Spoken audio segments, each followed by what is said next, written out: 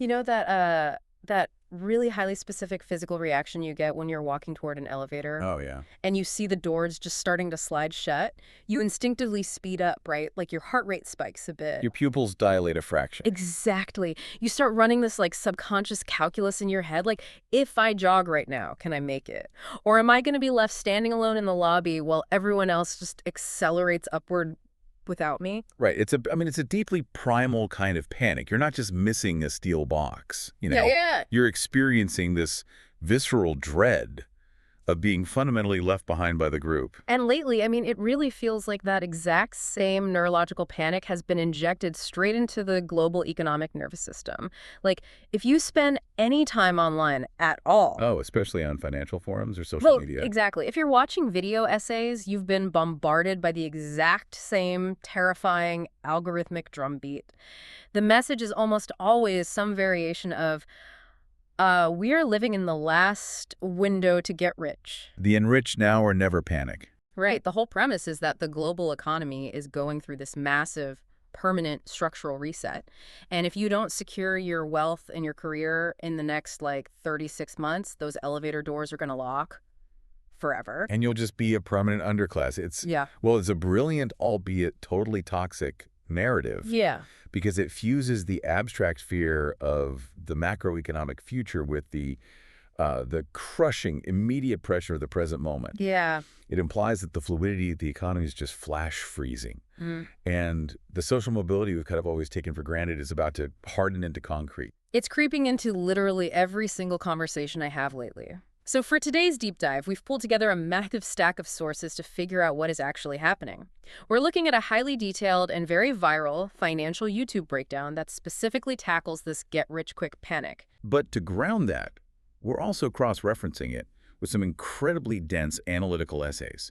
Stuff covering the physical limitations of artificial intelligence, the economic theory of technofeudalism, and the shifting multipolar global order. Yeah, it's a dense stack today. I mean, we are moving from the psychology of an algorithmic feed all the way over to the sovereign bond market. Which is exactly what we need to do. Right. Our mission today is to systematically separate the genuine, undeniable structural changes happening in the world from the exaggerated, click-driven doomsday storytelling.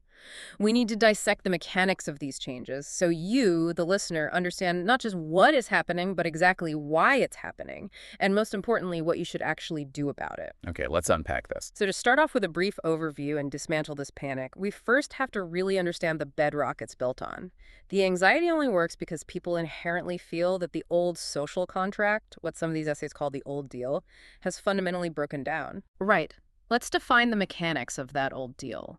Because for, the last 50 years, modern Western capitalism offered a very specific linear equation to the average person. It wasn't perfectly equitable, obviously, Right. but the math was universally understood. Exactly. You invest in education, you exchange your labor for a wage, you gain compounding experience, and your income rises.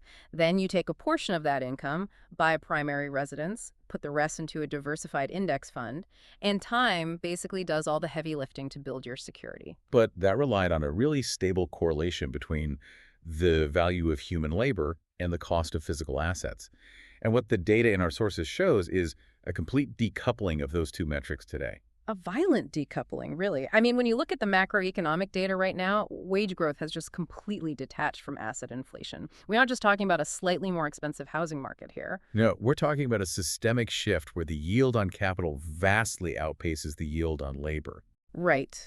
Because of decades of financialization and periods of near-zero interest rates, assets like real estate and equities have just ballooned. So if you're relying purely on a paycheck, you feel like you're running on a treadmill that's slowly accelerating, right? While the cost of owning a piece of the world is just sprinting away from you. Yeah, and this isn't just happening in the physical realm of housing either. The essays point out that on a systemic level, we are witnessing an unprecedented concentration of corporate power. Like the tech monopolies. Exactly. The digital infrastructure that modern commerce relies on, cloud computing, search advertising, mobile operating systems, is almost entirely controlled by a handful of mega-cap companies.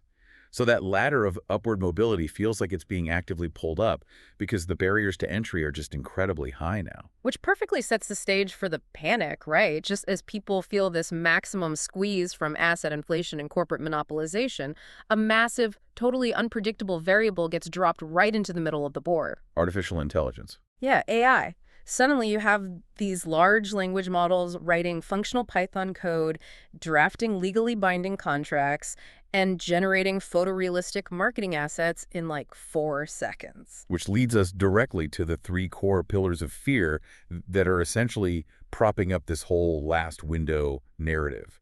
When you synthesize the anxiety across all these different platforms, it always rests on three specific arguments. Okay, let's walk through. What's pillar one? Pillar one is that AI is fundamentally different from past automation because it's targeting cognitive work, Okay. not physical work. It's not Yeah. coming for human muscle. It's coming for human synthesis. Right. So pillar one is the automation of the intellect. What is the second pillar? Pillar two is the fracturing of the macroeconomic order.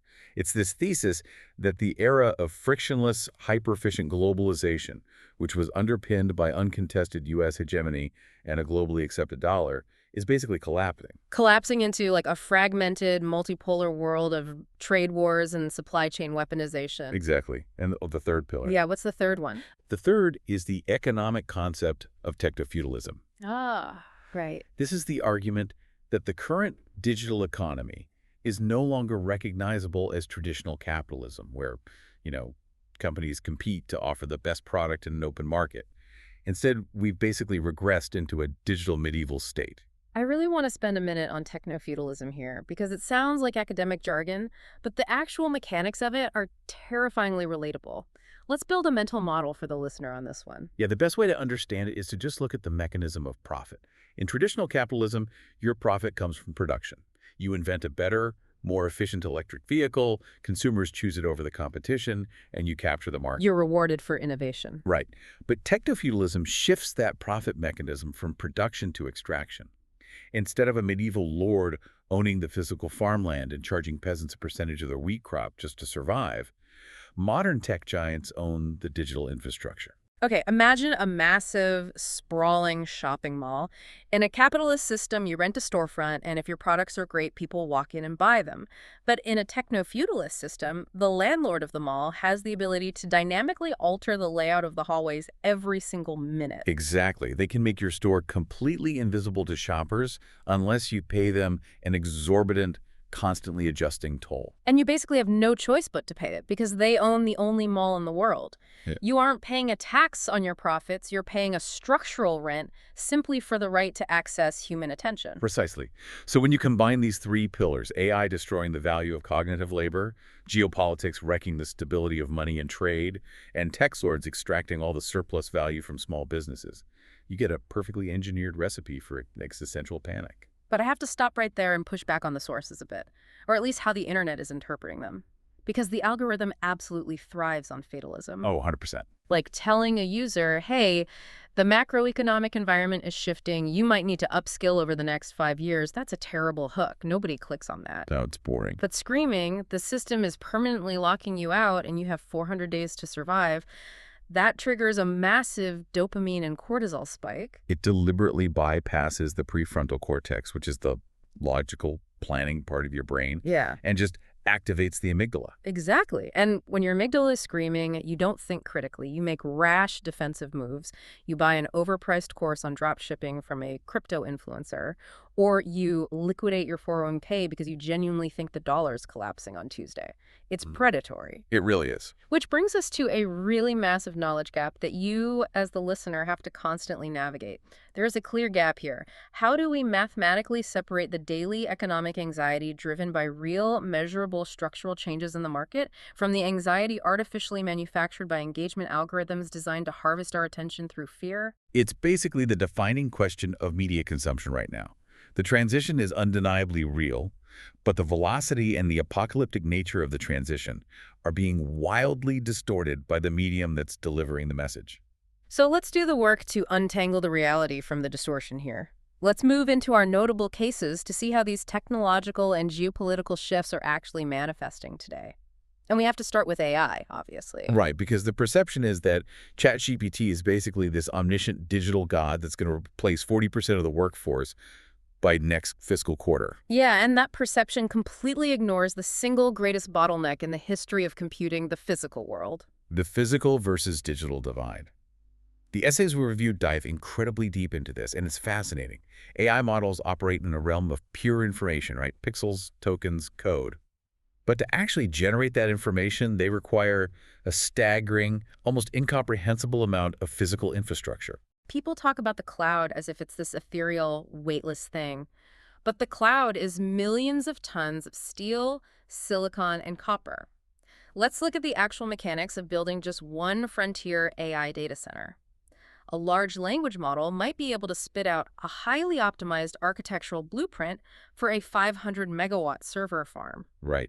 But the AI cannot negotiate the zoning permits with the local municipality. Exactly. It can't dig the trenches for the fiber optic cables. It cannot manufacture the massive, highly specialized transformers required to step down the voltage from the regional power grid. And crucially, it cannot solve the thermal dynamics of cooling on 100,000 GPUs running at maximum capacity. You need millions of gallons of water for that. Millions. Plus specialized HVAC technicians and massive industrial plumbing to ensure the servers literally do not melt themselves into slag. And we haven't even touched on the geopolitical supply chain of the hardware itself. To get the chips, you need rare earth minerals mined out of the ground, refined in highly specialized chemical plants, and then shipped to fabrication facilities in Taiwan. Facilities that cost $20 billion a piece to build, by the way. Yeah, and they require the most complex optical lithography machines ever engineered by humans. The digital revolution is currently slamming headfirst into the physical limits of planet Earth. The internet thinks AI is moving at the speed of software, but in reality, AI can only scale at the speed of concrete, copper, and regulatory approval. Which fundamentally changes the timeline of this so-called economic apocalypse. It actually reminds me of the historical panics we've had over automation. But we really need a better metaphor than the standard one. Yeah. The internet loves to say, oh, it's just like the Luddites smashing the mechanical looms. But the loom just replaced physical motion. I think we should use the analogy of the spreadsheet versus the accountant. Oh, that is a much more accurate structural parallel. Right, because in the late 1970s, an accountant's job was heavily defined by manual arithmetic. If you wanted to change one variable on a massive financial ledger, you had to manually erase and recalculate hundreds of cascading cells with a pencil and a calculator. It took days. And then software like VisiCalc and Excel arrived. And the immediate panic was that accounting as a profession was totally dead. Because if a computer can instantly recalculate 1,000 cells in a millisecond, why do we need human accountants? But the profession didn't die. The exact opposite happened. What the spreadsheet did was crash the cost of performing a calculation to near zero. And because calculations were now essentially free, businesses demanded exponentially more calculations. They wanted deeper forecasting, more complex tax optimization, totally different scenario planning. The bottleneck shifted. We call this Jevons paradox in economics. When a resource becomes more efficient to use, its overall consumption actually increases rather than decreases. Yes. The bottleneck was no longer the arithmetic. The bottleneck became the strategy of what to do with the numbers. The humans who used to act as human calculators evolved into financial strategists. AI is doing the exact same thing to cognitive labor right now. Exactly. It's driving the cost of generating basic text, basic code, and basic images to zero. But it doesn't eliminate the economy. It just shifts the human bottleneck from the generation of the content to the curation, verification, and strategic application of that content. And we really should also look at the historical track record of the people promising this immediate total revolution. The sources we're pulling from highlight a distinct pattern of failed or at least vastly overhyped promises from the tech industry. We have to remember the capital incentives at play here. It's the CapEx hype cycle, capital expenditure. Right. If you want Wall Street to give you $100 billion to build these massive data centers, you cannot tell them, hey, we're going to build a really great autocomplete that makes writing emails 20% faster. You have to promise them artificial general intelligence that will replace all human labor. We saw the exact same psychological mechanic at play with autonomous vehicles a decade ago. Oh, the robotaxi promises. Yeah. If you go back and look at the statements from tech executives around 2015, they stated as empirical fact that human beings would not be legally permitted to drive cars by 2025. They promised level 5 autonomy, where a car could navigate a blizzard in a chaotic urban center perfectly. But the engineering problem was that they solved the first 90% of driving very quickly. Staying in the lane, stopping at a red light. But the final 10%, the infinite edge cases of human unpredictability, like a pedestrian wearing a bizarre costume stepping out from behind a highly reflective truck, proved exponentially harder to solve. The real world is just messy. And what happened to the metaverse? Trillions of dollars in projected value, major corporate rebrandings, all built on the assumption that human beings wanted to abandon physical reality to sit in a virtual conference room as legless avatars. Well, the metaverse required humans to fundamentally alter their social behavior to accommodate the technology. AI is different because it integrates directly into our existing workflows. You just open a browser and type. However, the business model behind the AI hype is exactly the same. Promise a utopia to secure the funding. And when you look closely at the actual mechanics of the AI we have today, the cracks in that utopia are very obvious. Let's dissect the hallucinating AI for a second, because this is a fundamental architectural limitation, not just some temporary bug. Right. A lot of people anthropomorphize these models. They interact with ChatGPT and subconsciously assume there's a reasoning engine, like a little digital brain working through a logical puzzle. But there is no reasoning engine. Let's explain how next token prediction actually works and why it leads to such bizarre failures. Large language models are essentially the world's most sophisticated statistical calculators. They've ingested a massive percentage of the public internet. So when you ask it a question, it's not referencing a mental map of reality. It's using complex vector mathematics to predict what the most statistically probable next word should be, based purely on the patterns it saw in its training data. It knows the shape of language, but it has absolutely no spatial or physical grounding in reality. The viral video breakdown we looked at highlighted a perfect example of this. A user asks the AI a simple logistical question.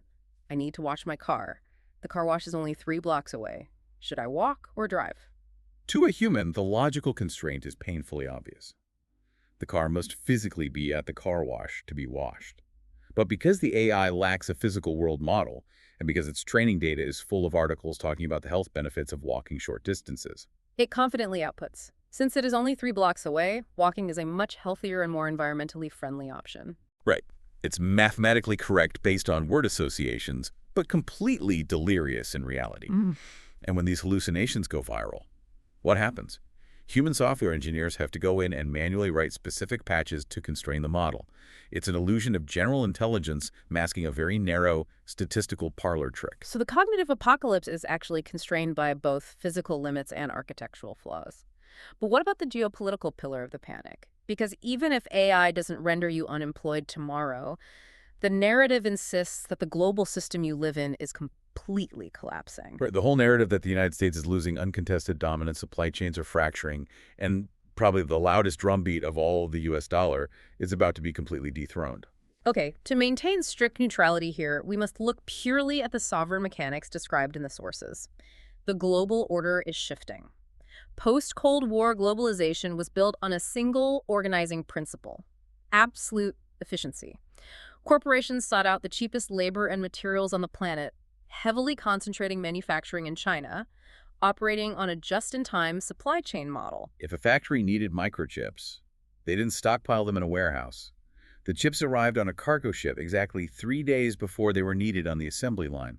It was beautifully efficient, but incredibly fragile. And the geopolitical shocks of the last few years totally exposed that fragility. We are officially transitioning from just-in-time efficiency to just-in-case resiliency.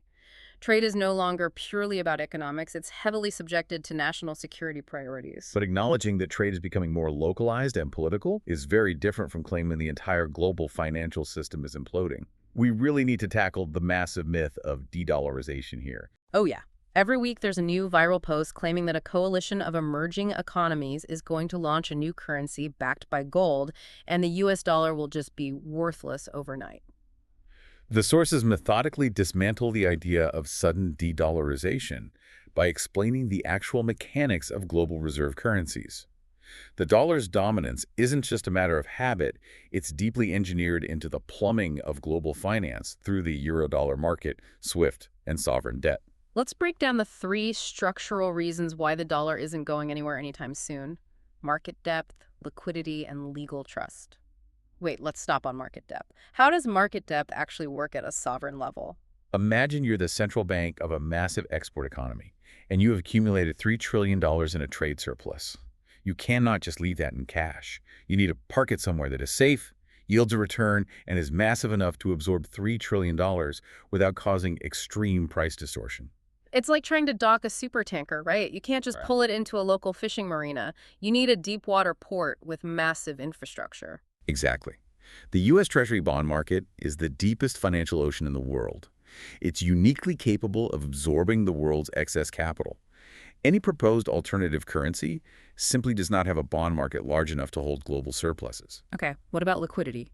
Liquidity is the speed at which you can convert your asset back into usable cash without taking a massive loss. Because the U.S. Treasury market is so vast, you could liquidate tens of billions of dollars of bonds in seconds. In smaller markets, if you try to sell that much, there might not be enough buyers, and the price crashes. And the final piece is legal trust, which is really about the willingness to absorb pain, right? Yes, it's the Triffin dilemma. To be the world's reserve currency, a country must be willing to run massive, persistent trade deficits to supply the rest of the world with its currency.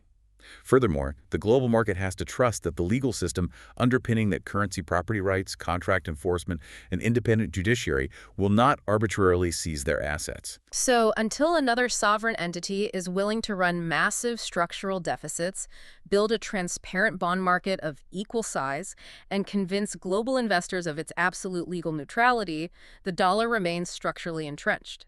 The share of global trade done in dollars might slowly decline from, say, 70% to 60% over decades, but it is not dropping to zero next Thursday. So if the dollar isn't collapsing and AI isn't an omnipotent god, how is this transition actually functioning on the ground today? This brings us to current practices. And this is where we have to make the single most vital distinction of this entire deep dive. If you take away only one thing today, let it be this: the fundamental difference between a task and a job. When people panic about AI, they tend to think in monolithic blocks. They think, oh, AI is going to replace software engineers. But a job is not a monolithic block.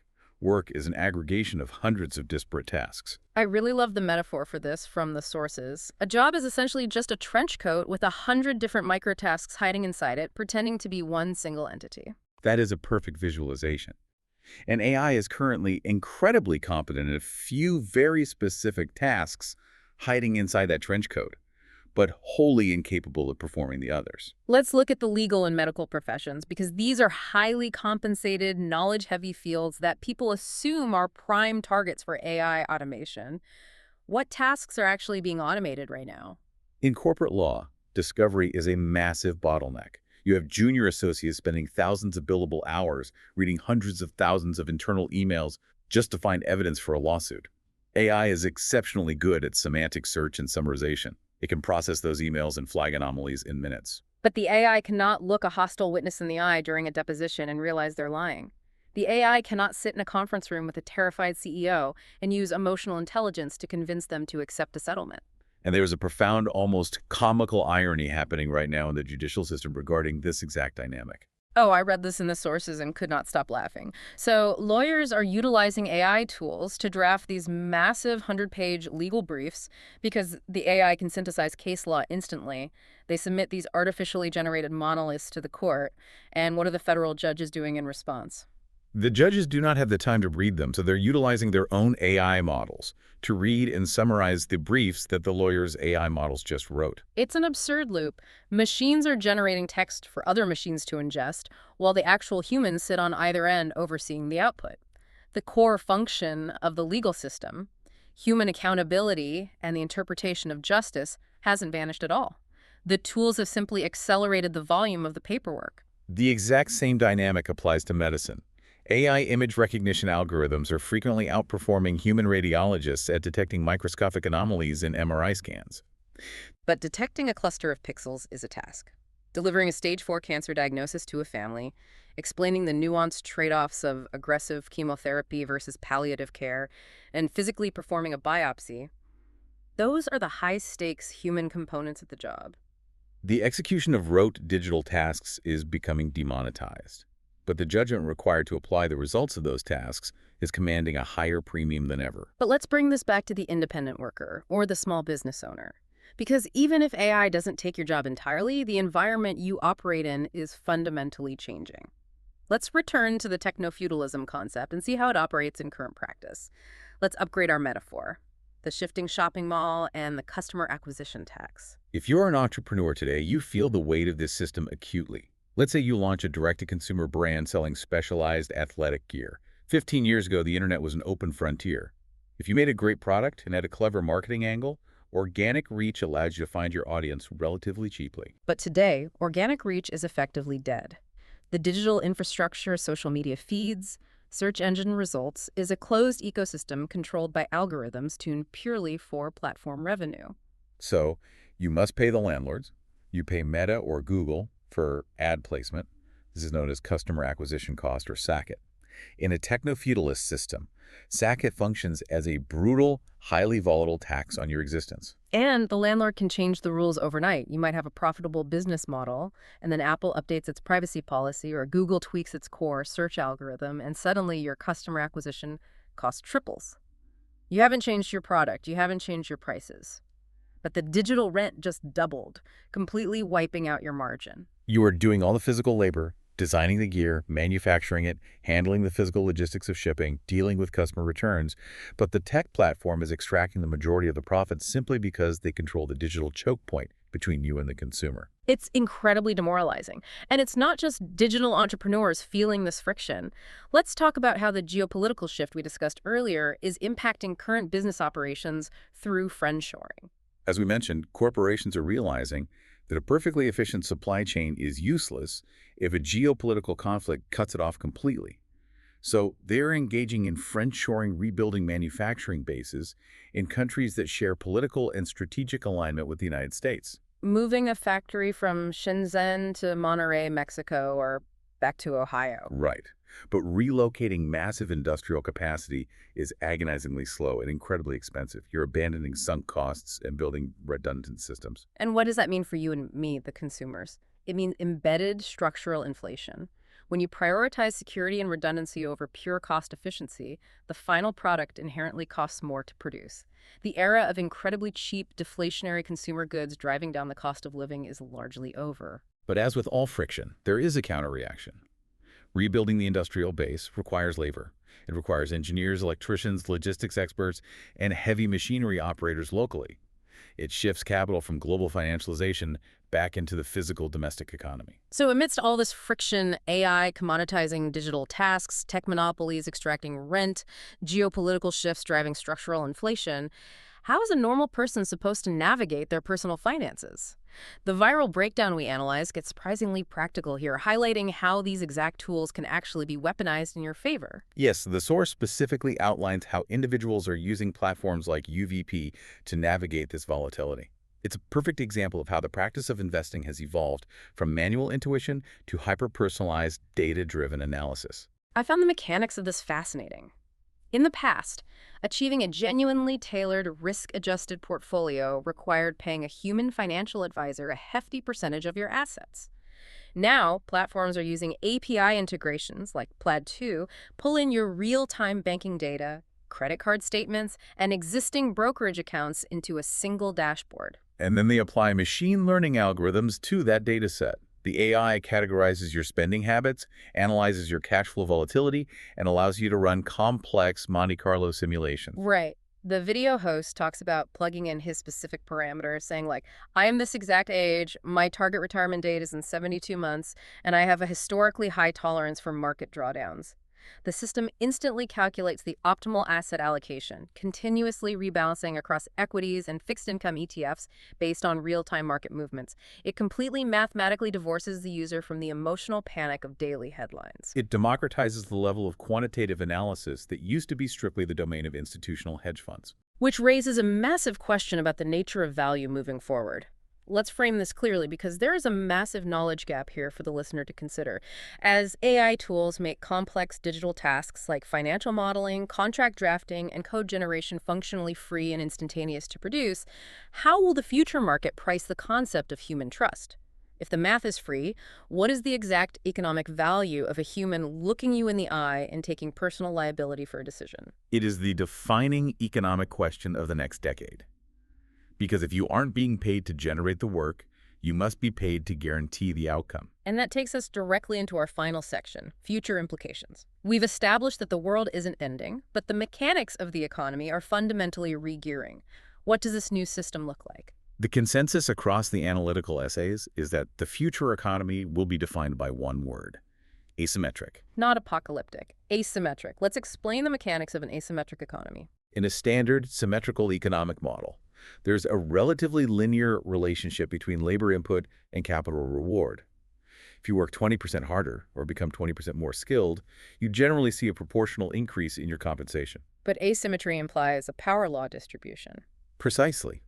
In an asymmetric economy driven by AI and platform monopolies, the gains are hyper-concentrated. Let's say an AI tool makes a team of software engineers 50% more productive. They can write and deploy code twice as fast. In a symmetrical world, their wages would rise significantly. But in reality, they don't have the bargaining power to demand those wages. Exactly. Because the efficiency gain comes from the software, not the human. The massive surplus value generated by that increased productivity doesn't flow down to labor.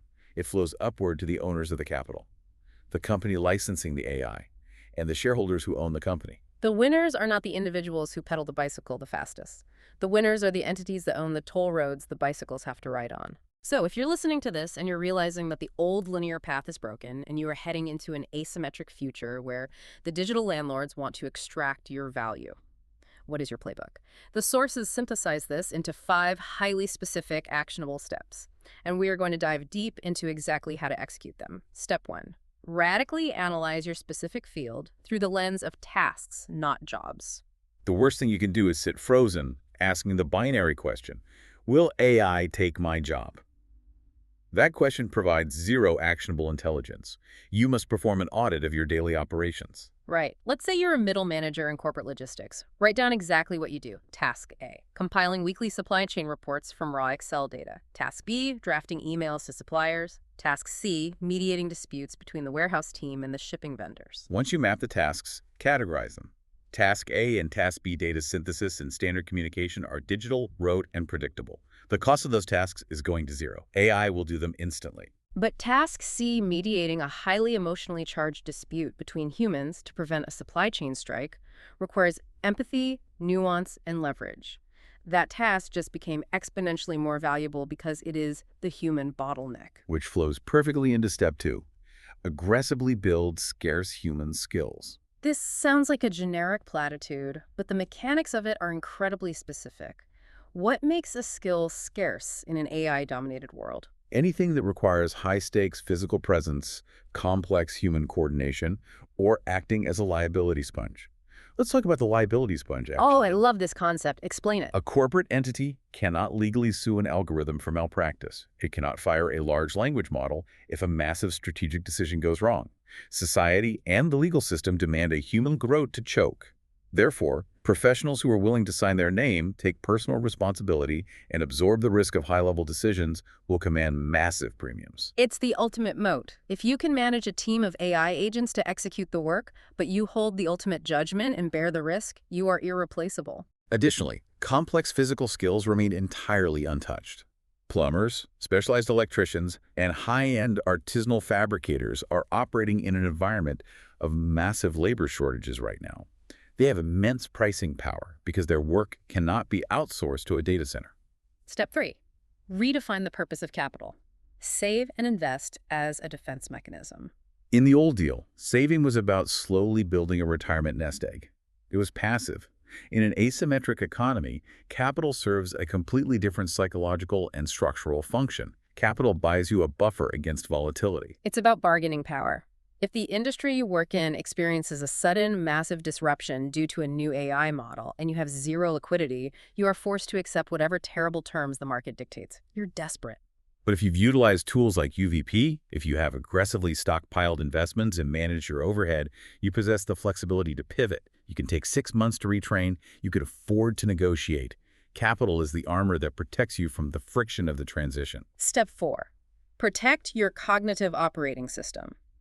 Avoid extreme narratives. We established earlier how the algorithm profits from your panic. If you consume a constant diet of doomsday financial content, You will structurally wire your brain for anxiety. And anxiety destroys long-term strategic thinking. You cannot execute a 5-year plan to pivot your career into high-leverage judgment roles if you genuinely believe the U.S. dollar is collapsing on Friday.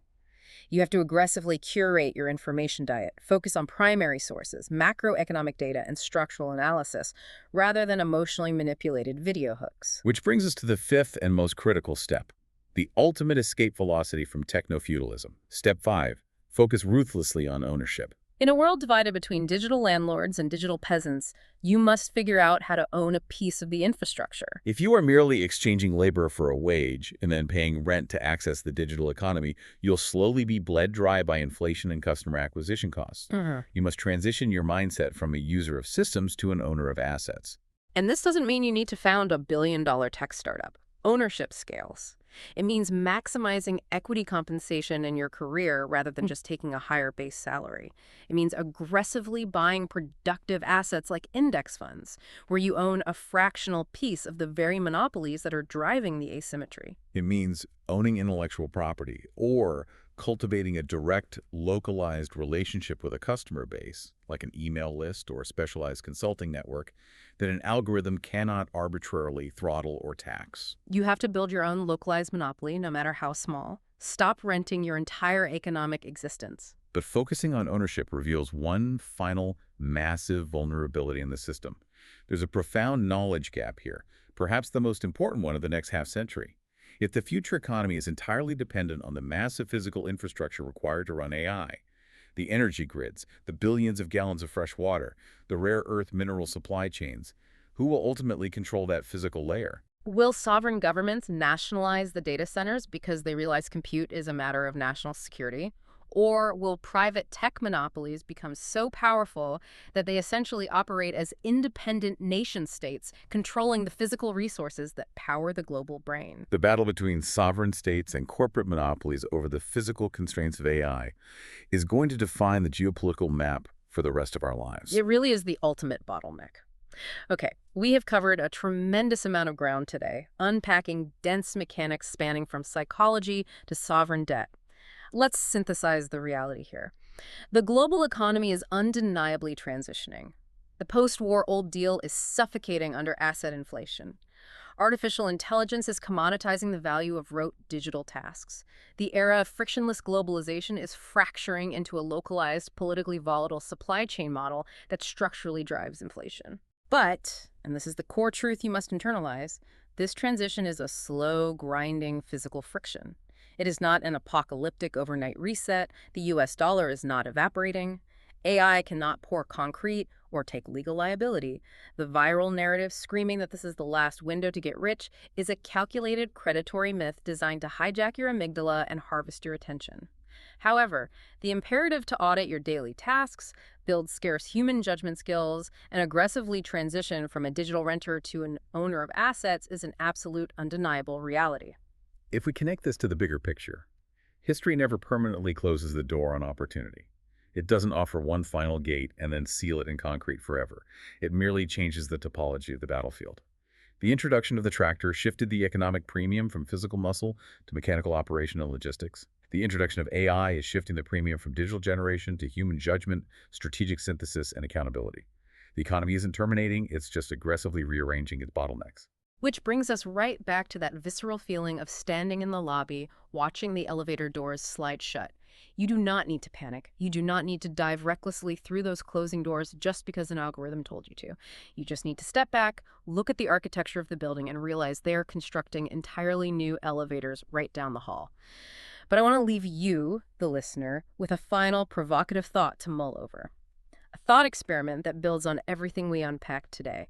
We spend all our energy panicking about the friction, worrying about the machines taking our jobs and the system locking us out. But imagine the absolute extreme of this trajectory. Imagine a future where the AI models solve their physical bottlenecks. They optimize the supply chains perfectly. Automation succeeds so entirely that productivity becomes essentially infinite, and the marginal cost of producing digital goods, legal analysis, medical diagnostics, and basic services plummets practically to zero. What happens to the human psyche when our technological ability to produce things vastly outpaces our internal sense of purpose? If the machines become flawless, instant, and frictionless, will human struggle, human idiosyncrasy, and even human error eventually become the ultimate, most highly prized luxury in the universe? We will let you think about that one.